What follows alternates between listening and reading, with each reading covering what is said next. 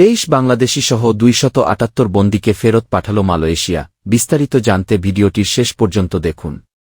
মালয়েশিয়ায় অভিবাসন বিষয়ক অপরাধে বিভিন্ন সময় আটক হওয়া 23 বাংলাদেশিসহ 278 জন বন্দীকে সাজা শেষ হওয়ার পর নিজ নিজ দেশে ফেরত পাঠানো হয়েছে বলে জানিয়েছে দেশটির জোহর অভিবাসন বিভাগ।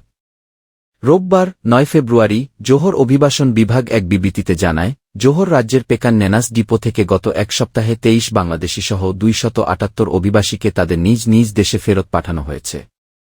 তালিকায় 23 জন বাংলাদেশি ছাড়াও 230 ইন্দোনেশীয়, 17 জন পাকিস্তানি, 6 জন ভারতীয়, 1 জন কলম্বিয়ান ও 1 জন সিঙ্গাপুরের নাগরিক রয়েছেন।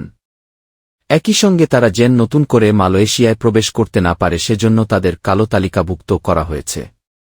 মালয়েশিয়ার অভিবাসন আইন 195963 এবং অভিবাসন প্রবিধান 1963 এর অধীনে বিভিন্ন অপরাধের জন্য সাজা শেষে তাদের সবাইকে নিজ নিজ দূতাবাস থেকে নাগরিকত্ব যাচাই পাস পাওয়ার পর আকাশ ও স্থলপথে তাদের ফেরত পাঠানো হয়েছে।